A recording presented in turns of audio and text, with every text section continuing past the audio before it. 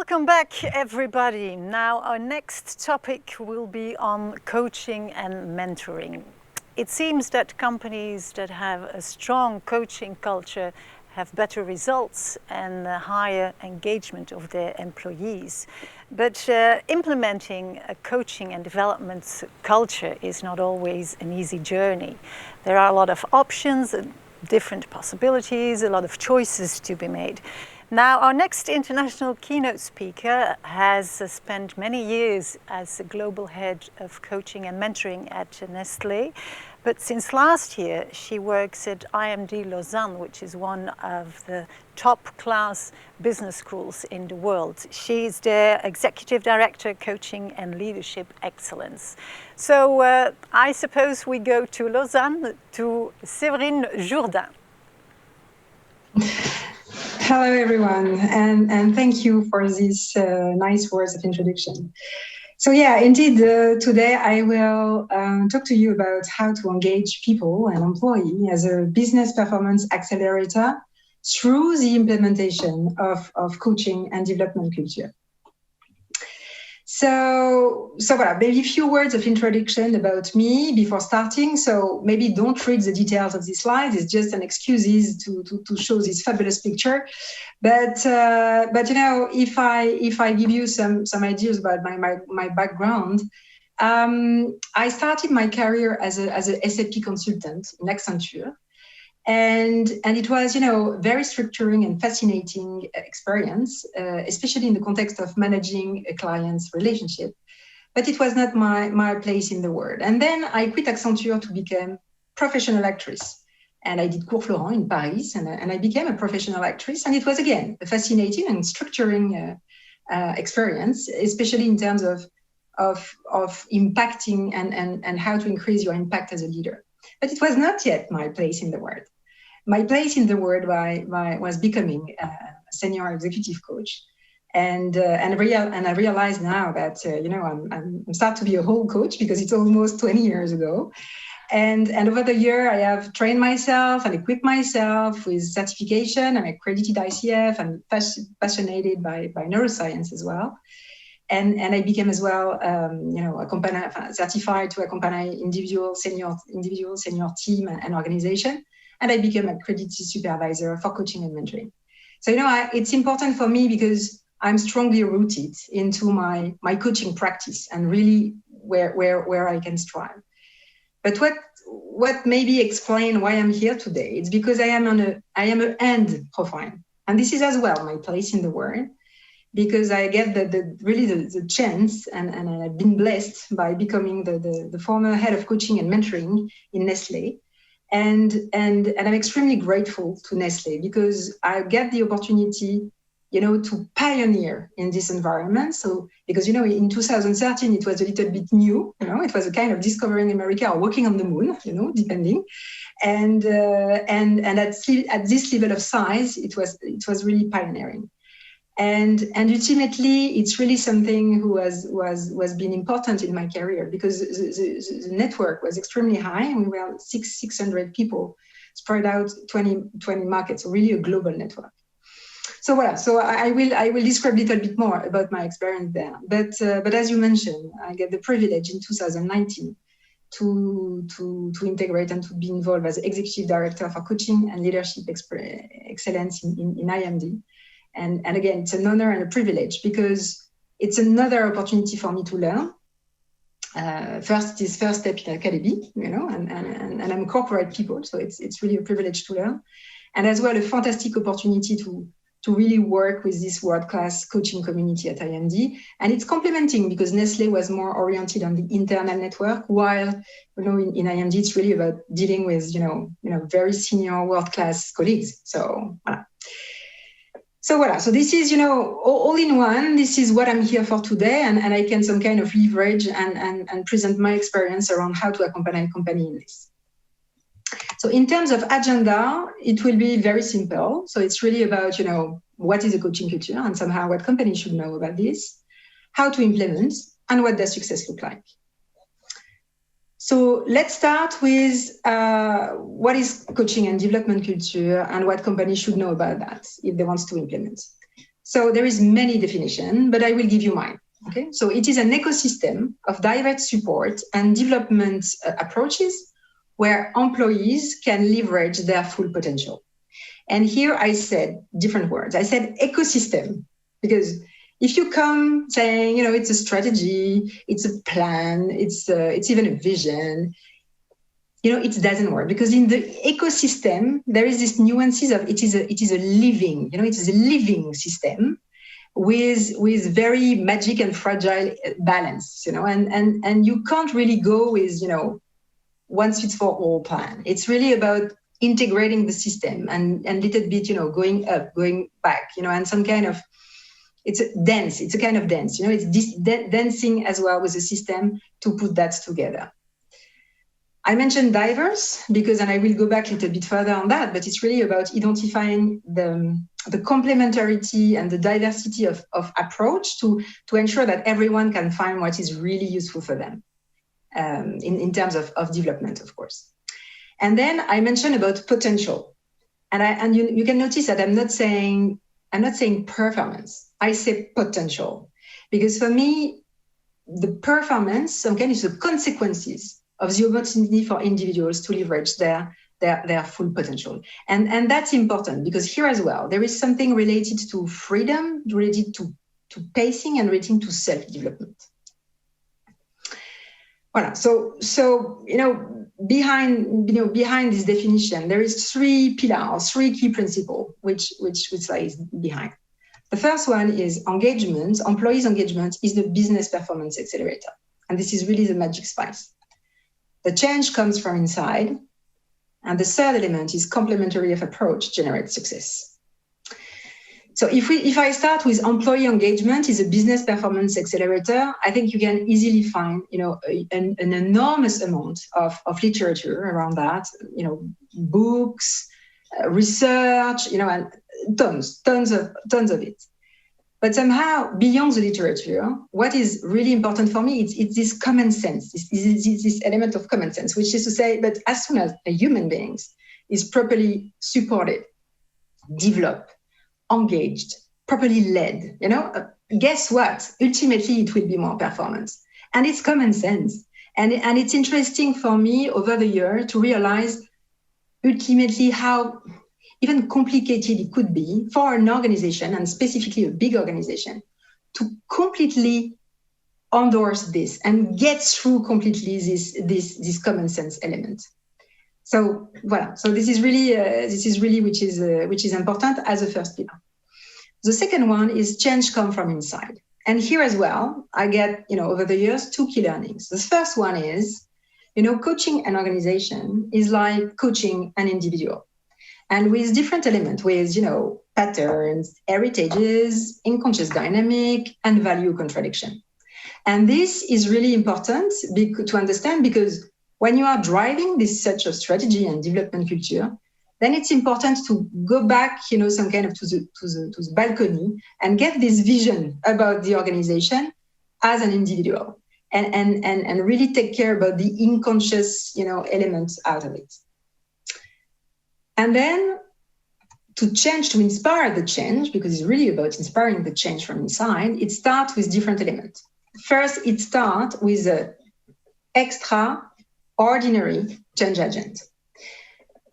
Because, there is something which should be strongly rooted into the DNA. So which is someone who is really a visionary, who is a pioneer, who is potentially an entrepreneur, which is really someone who never pull out. So it's someone who is, again, discovering America, walking on the moon, and get through the walls and obstacles and never pull out. So this is something which is important. So courage, visionary, courage, and entrepreneurship. It's something which is magic ingredients. You need as well the same, an extraordinary sponsor who believes. So, and here again, it's someone who is, because the change agent on his own, he can just get continuously, hit the wall. But really, the sponsor will really ensure the large spread out of the culture and ensure the success. Even, it's someone who is making a bet, even he doesn't completely understand everything, but he believes because he feels really deeply, a visionary, visionary way that it's really believe it is the right thing to do. And finally, you will need a visionary development goal, balancing business interest and people impact. And here again, I will go back to the value contradiction. And in companies, we can frequently see there is this kind of internal paradox, that, business interest and people impact is not compatible. But actually, yes, it is an end. And it's really interesting to continuously repeat these messages about, but it's perfectly possible to do both, to take care of the business and take care about people. So it's really an end vision and continuously rooted into this.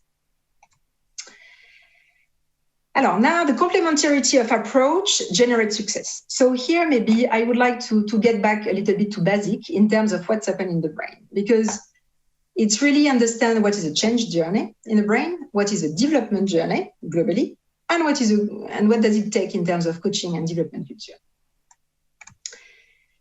So what is a change journey? So we need to understand that development, so even internal, okay, it's a change. And by definition, a change for our reptilian brain is a threat, okay? Because even internally, it gives the reptilian brain the feeling that it's threatening our ability to control our environment. So we permanently feel that a change, included internal, is a threat. Yet, with the evolution, another part of our brain, the cortical one, has understood that change is an opportunity. So somehow there is this, even today, this internal unconscious fight about, change is a threat, to change is an opportunity. And building this development culture is about accompanying people around this, Kubler-Ross adaptive change curve, really. But ensure that, they are doing this journey, as quick as possible and as sustainable as possible. Because, if people are doing, ding, ding, ding, and we permanently get back, okay, so that means you still need to some kind of, change the strategy and integrate the ecosystem differently. And of course, it's accompanying them through this, the standard, survival strategy with freeze, flight, fight. And I coined another one, which is fake, which is that's cool. So this is something that, you need to think about designing your coaching and development culture. So now how to get that? So how to ensure that we can, support people to go from there to there, okay, from threat to opportunity. And there is two ways to do that. There is, tell the person the solution. So you tell the person the solution, or you let the person find the solutions. And, it's interesting some kind of to see these two approach, because, one is more on the push mindset, it's really a little bit more directive. It's a little bit about, indirect mindset. It's working, but it's more developmental. And then the pull mindset, which is more self-development oriented, more auto-generated input, more empowering, and as well more transformational. So, on these two things, I really encourage you to read some, fabulous book from David Rock, from Carl Rogers, from John Wismore, who are really, get back on this and really, really, really describe and do some research about that. So now you could tell me, look, Séverine, it's a little bit black or white. Alors, okay, that's true. Yeah, to develop a development culture is not such black or white, because in the middle of this, we have plenty of development lever. And that's true. That's from the more traditional, old school teaching to, therapy or, quantic coaching. There is plenty of development lever that can be used. And as it is the responsibility of each human beings to find their own way of develop, it's the responsibility of organization to find the right mixture and right element in the magic recipe and design and define the mapping of their development lever. So now, how to implement? So here again, there is three key principles. So the one is the coaching is at the heart of the engine. The second is a step-by-step strategy. And the third element is a piece-by-piece approach. So here again, I just, sharing my own experience and put that together into a methodology here. So first, coaching is at the heart of the engine. So, okay, so we already some kind of discuss about, how engagement accelerate and sustain, and you name it. It's performance, it's transformation, it's collaboration, it's development, it's engagement, and you can go further. It could help on operational excellence, on career paths, on communication, innovation, you name it. Now, there is a direct link as well with coaching as a lever for engagement. So, it's 1 + 1 = 2. And here again, there is plenty of literature. So there is ICF, who is doing a lot of research around that and could give some very touchable with the finger, measures. But I dare to share as well a real life example. One of my clients gave me the opportunity to share that because, I coach, first the leader, then the leadership team, and then the full organization. And I accompany them during a few months. And then you can see when you are changing this development and support, strategy, then you have this, plus 2.1 points in team spirit, rating, and plus 11 points on engagement rates. So, it's really the impact, of this is really touchable with the finger. So here it's really about the implementation plan. And here, it's, as I mentioned, a step-by-step and a piece-by-piece. So there is piece-by-piece in terms of each step. So here I'm sharing my experience and some kind of what I'm recommended, but I'm happy to discuss further and give you more details if necessary. Alors, generally, it's started with a development, leadership development approach. Okay, so here it could be with or without operational excellence implementation, like for instance, lean philosophy. So it's something, with, something without, sometimes with, sometimes without. So, but generally there is something related to leadership development vision first, and something starting with empowerment or feedback practices. At this stage, then there is the 3 levels of implementation, which is first you embed coaching practices, then you embed coaching mindset, then you embed coaching culture.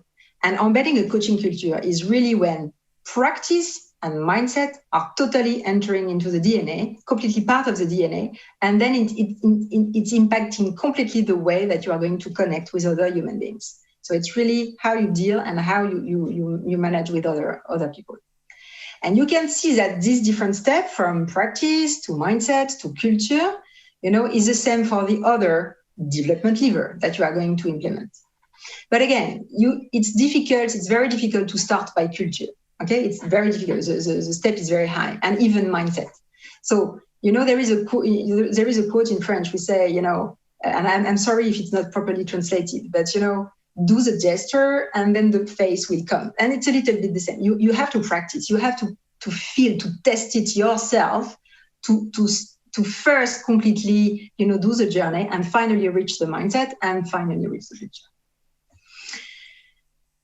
And once this approach has been done, and you can really, I will, as it is the same approach, I will give you some details about that. So, the first step will really be about train the basics. So basic coaching practices, in Nestlé it was called everyday coaching, and really embed into the day-to-day of employee and leaders. Then you energize, you create a network or a community around that, and you start to share your best practice and first inside, and you share this energy and start the connection within your network. Then you stakeholder manage. So this is a very key and important step, and especially with the first success. So this is something which is important. The success story will be important. And specifically communicate through heroes. So that is the first coaching heroes or the first mentoring heroes. So the leader within the organization, so the thought leader into the organization will be able to say, wow, it has been a fabulous experience. Yeah, it is a haha moment. There is an insight there. So, and we will really be able to testimonial and to cascade their success story into the organization. So don't communicate yourself, delegate and give that to your heroes. The second step will be around now structuring a little bit more the approach and structuring, processes, measures of impact, and all your processes around the development lever you want to implement, and as well formalize very clearly the mindset and communicate it transversally. So, for instance, the coaching mindset could be leveraged, in change management, in diversity and inclusion, in different or leadership or talent management. So you can start to see the connection between all the pieces of the puzzle. And then as well, you start to equip more and more the capability of your network. So you calibrate their capability and you identify where you need to leverage. And finally, the third step is really about kind of professionalization. It's a big word, but let's say that. That means now you are able to really focus on delivering. So somehow, if you professionalize the process, you even don't have to take care about it, because it's on and everyone is running into the same direction. And as well, it's about clarifying the code of ethics, implementing a continuous development plan, supervision, intervision, etc., and potentially leverage the capability through an accredited program. Voilà. So and again, it's a little bit the same, processes, whatever the development lever you want to implement. And ultimately, at the end, this is where you can build and put all the pieces together. And then it's really about connecting the dots by implementing this HR development and support strategy, connecting all the departments, which means, talent management, which is performance management, which is leadership development, which is, again, diversity and inclusion, and really start to see a global vision and start to think transversally, so globally, as one brain, and saying, now we have talent, why this person, what he needs, where, for what type of development, what type of support, and really complement the different levers of development. So now, what does success look like? So here again, I will maybe just on this occasion, just focus a little bit on what's happened in Nestle. And again, I'm so grateful for this company about this adventure. So you can see that we have put together over the year, this coaching culture and mindset has been spread out across the organization. We had a common coaching framework and toolkit, and seeing everyone running into the same direction and some kind of leveraging the best practices. So it was a living document, because again, each best practices were fed into the document. It was again a network spread out, 24 market, global, different, culture, country, with 600 coach, internal and external, and mainly internal, because we have 500 coach. And this network is still increasing. And the ICF Prism Awards was somehow for us a way to recognize a great job done and some kind of the level of exigence we were putting there internally. And we have an internal coaching training accredited by ICF, and then we complement with a mentoring strategy. So I put the quote from the feedback from Peter Vogt on the screen. And again, I want to be fair and to really recognize him, actually, and not only him, but all the extraordinary sponsor I get on my road, which was, Andrew Collier, who was head of leadership development, Catherine Rowan was head of talent, and Peter Vogt as a CHRO for Nestlé. And again, I'm extremely grateful for them, for their trust, and for giving me the opportunity to some kind of be pioneer in this environment, because again, it was quite rare at this level as well. And maybe the point, I put this picture, so unfortunately I can't show the face. So, but what was important for me was to show the smiles, and here there is a kind of KPIs. There is a smile KPI, so which is really important here when you are driving a coaching and development culture and a community. It's this, and again, now I'm on the road with IMD as well, coaching community, and I can see that the smile are coming as well. So it is really an important KPI, and obviously it is a smile and the written feedback from the thousands and thousands coaches from Nestlé or for who are just demonstrating how it really impacts them very strongly. Voilà. So I think I provide you with some an overview about what has been done, and maybe what is it how to implement it, and what does success look like. So I'm now maybe a few minutes open for questions. Well, I'm not sure if we have any questions that have been sent through the chat. I'm going to check that, Séverine, if I may. Just let me check.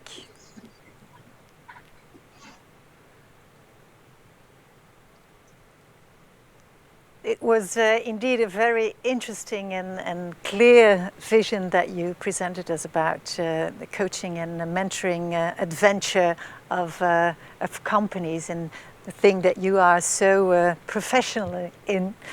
Okay, I think we have a question here. Mm-hmm. Let me check. So a question that popped up in our chat box is, how do you differentiate coaching from learning and development? Because we had a part of learning and development being presented this afternoon. Yours is about coaching and mentoring. Is there a difference, or are there a lot of similarities? Yeah, I think it's a vision of how you encompass and how you globalize that. And that's very interesting, because for me, the learning is at such, one of the development lever, as well as coaching. So that depends if you are talking about the journey. So the journey will encompass coaching and learning approach. So it could be as well a development lever. Learning is a development lever, but as well, if you are talking about learning journey, it's as well all the elements around how you equip people with some information. So the difference would be a little bit more about that. About, in one sense, you are equipping. In the other sense, you are letting the person find completely the solution based on the learning that he has just before. So it's a complementary for me. Now, I believe that's a good one, because it is the following question. Now, which metrics should be used to measure the return on coaching? That's a very good question, because, there is two elements there. There is, the return on coaching. It's, or you can monetize that, or it's just about understanding the impact on people, and the question of ROI has always been, a kind of challenge. My question is how to do this at the best. And there is different type of measure, because one measure, it's not able to measure the impact. It's a bench of measure. It's a group of measure. So you have, of course, the quantity and the quality. So from the quantity standpoint, again, when you see that your number of coaching requests is increasing dramatically and it's totally spread out, even in terms of network across the organization, pretty sure that people find something out of it, which demonstrate that it works. So really, from a quantitative standpoint, from the adherence from market or from the employee, it's a first sign. On the qualitative aspect as well, so you will have, again, different type of measure to go and KPIs. It will be, the quality of the coaching session and the direct feedback, and then you will have the impact after a few months. And finally, you can identify from the beginning some KPIs where you are going to specifically watch, like engagement rate, like, so it's really about designing, as I show into the real life example, team spirit or engagement rate. And then you can see what it will look like for people to be coached. And really, I strongly encourage organizations as well to get some comments and written feedback, because generally the golden pepite, it's in the written feedback, where really the coachee and even the organization is sharing their feedback around how you accompany them. Okay, Séverine, I think that our time is up now, so let me thank you once again for this very clear and well explained vision on coaching and mentoring for an organization, and how they can only grow thanks to that coaching. Thank you very much. Stay safe in Lausanne, and hopefully we will meet again one day live. Who knows? Thank you. Thank you very much. You're welcome. Bye.